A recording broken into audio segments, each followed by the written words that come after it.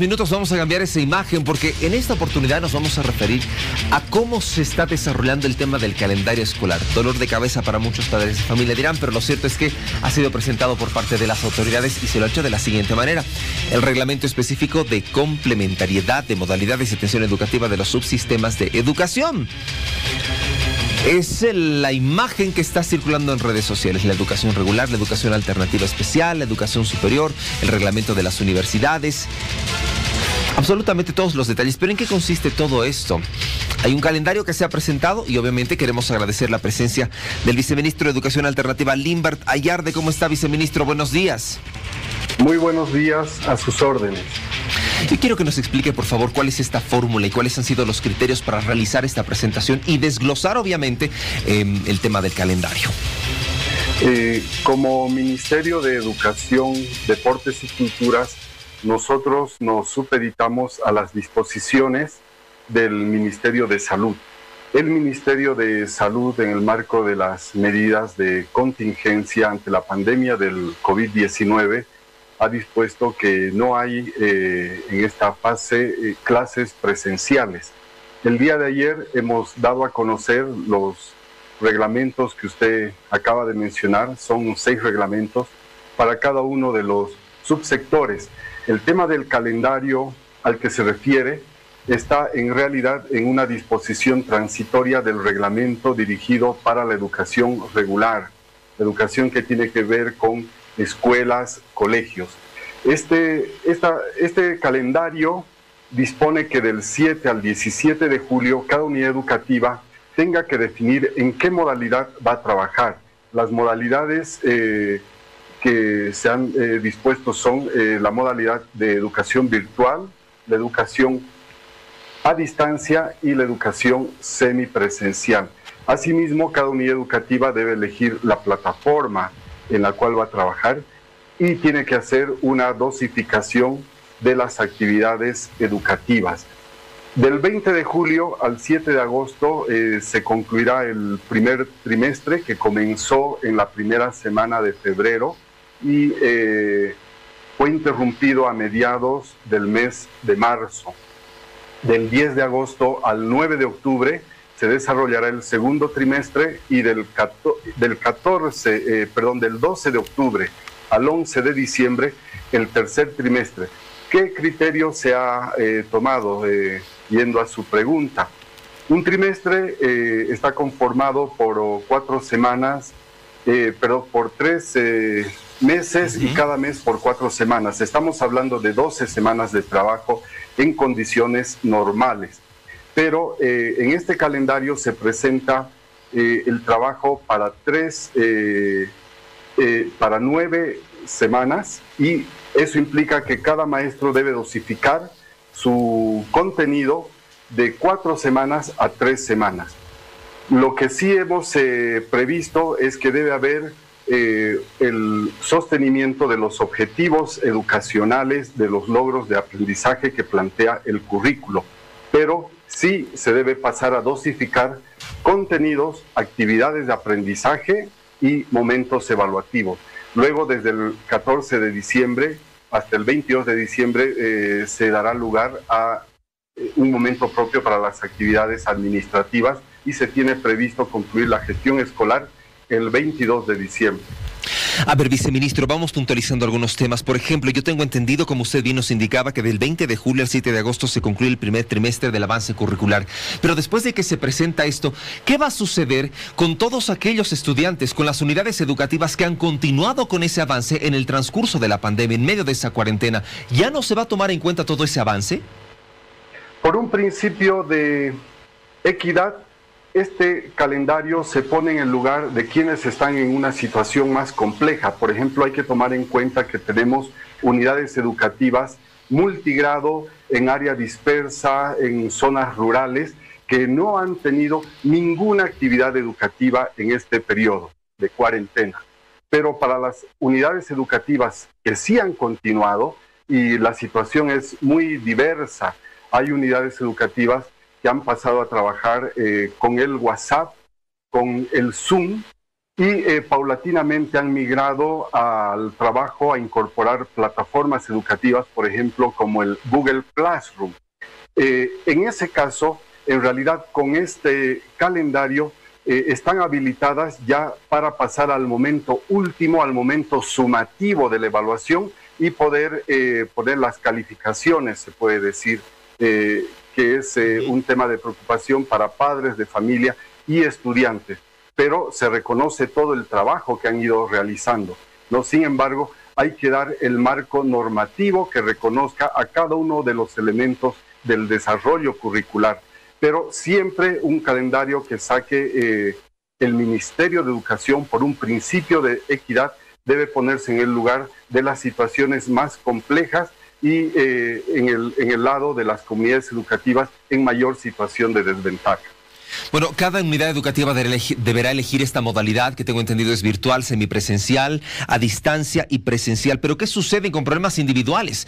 Cuando de pronto hay algún estudiante que no pueda por algún motivo, si es que, le digo, por ejemplo, se haya decidido que sea una conexión virtual, que él no pueda conectarse por X o Z motivos, de pronto no tiene los recursos económicos suficientes o de verdad el teléfono está ocupado por el hermano. ¿Qué va a suceder en esos casos específicos? Hay un primer tema, el acceso a la conectividad al Internet. Este tiempo hemos realizado diagnósticos minuciosos en cada uno de los subsectores para poder conocer si en una zona, en una región, llega el Internet, hay conectividad. Y entre los resultados hemos visto que, por ejemplo, hay lugares donde sí llega el Internet en buenas condiciones, pero en otras no. Otro elemento que menciona es el tema de los costos de la accesibilidad. Hemos trabajado para conseguir rebajas de parte del tarifario de distintas empresas. Por ejemplo, el más conocido ha sido el que se ha dado con Entel, pero estamos trabajando para desarrollar un intranet en cada una de las ciudades capitales del país y luego poder conectar estos para tener un gran intranet a nivel nacional que permita el acceso a las plataformas con costo gratuito, sin consumo de datos del celular o que sea un costo de internet en las computadoras. Esto se va a es lo que denominamos el PID, el punto de intercambio de tráfico. Esto va a ser posible a través de la conectividad de los servidores de instituciones como el Ministerio, la UNSA, la EMI, la Universidad Católica, las empresas telefónicas, para que el intercambio de información académica pueda ser gratuito. Sin embargo, para las situaciones que menciona, donde no hay acceso al Internet, se ha previsto la educación a distancia, que va a funcionar a través de la televisión educativa. En el Ministerio se está en este momento ya en funcionamiento en condición piloto de un canal educativo, la radio educativa, y a través de medios impresos, que es la modalidad más conocida de la educación a distancia.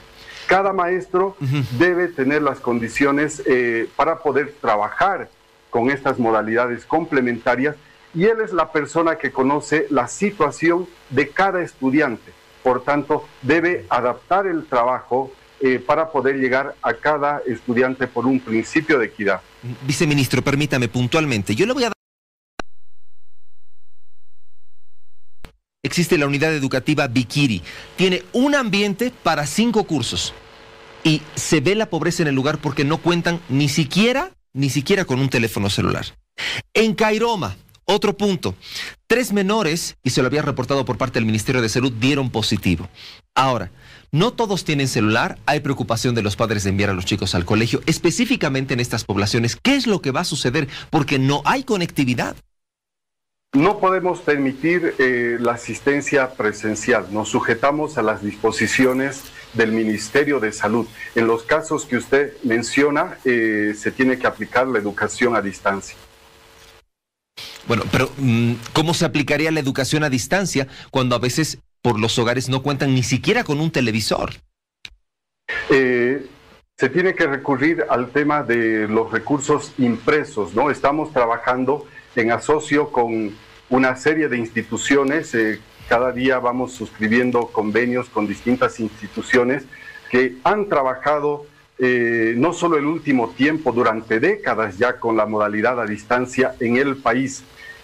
podemos mencionar ACLO, IRFA, otras fundaciones, instituciones que han trabajado con la educación a distancia, están poniendo sus materiales a disposición. Estamos también generando, actualizando contenidos, subsidios nosotros desde el Ministerio de Educación, pero tenemos que ver cómo llegar a cada estudiante del país. Volvemos al principio, hablando sobre el tema de las calificaciones, por ejemplo. Si estamos dividiendo el calendario de acuerdo a lo que ustedes han presentado en un primer, segundo y tercer trimestre, en el caso de los estudiantes que, nuevamente les repito, han pasado ya las clases, ¿cómo van a evaluar para que las calificaciones se vayan a presentar? ¿Cuándo entonces los padres recibirían el boletín? Han tenido momentos evaluativos, varias instituciones educativas que no han interrumpido el trabajo o que han podido retomar el trabajo a mediados del periodo de cuarentena. Sin embargo, esas evaluaciones realizadas tienen un valor diagnóstico y formativo. A partir del momento ya pueden proceder a la última fase de la evaluación, que es la sumativa, para poder asignar las calificaciones, las notas, y estas puedan ser recibidas por la comunidad educativa. ¿Qué va a suceder entonces, viceministro, con el aprendizaje? Si se están reduciendo las actividades a 4 a 5 horas, el aprendizaje no es el mismo. No es el mismo, pero tomemos en cuenta que la capacidad de focalización, de concentración que permiten estas herramientas que se están incorporando al proceso educativo son distintas que de las condiciones que se dan en la modalidad presencial. Recurro a unas palabras del ministro de Educación, Víctor Hugo Cárdenas: ninguna de estas nuevas modalidades va a sustituir a la riqueza de la educación presencial. La magia de las clases, del contacto presencial entre el maestro y los estudiantes, no va a ser sustituida de ninguna manera por la educación virtual y a distancia, pero las debemos incorporar y en realidad se están incorporando de manera permanente a través de esta reglamentación para que sean parte del modelo educativo de ahora en adelante. Para finalizar rápidamente la entrevista, ¿se van a aplazar los estudiantes que no cumplan con el trabajo? Una de las ventajas de la educación virtual es que la educación puede adquirir un carácter más personalizado. Siempre nos va a interesar que el estudiante aproveche de la mejor manera la educación, y el trabajo pedagógico, en realidad, lo que se plantea por delante es cómo hacer que el estudiante aprenda más y mejor. Creemos que tenemos que ir dando las condiciones para que el fracaso escolar del que usted habla no se presente. Cada estudiante es especial, la situación de cada familia es única, la educación se circunscribe a la vida, acompaña a la vida, y esperamos que los estudiantes lleguen a un óptimo rendimiento escolar. No podrían aplazarse, evidentemente. Entendemos muchos de los padres de familia. Eso, le agradezco por acompañarnos, viceministro, y por estar brindando esta información por parte del Ministerio de Educación. Que tenga un buen día. Muchas gracias. 7 de la mañana con 56 minutos. Tenemos más acá en el programa.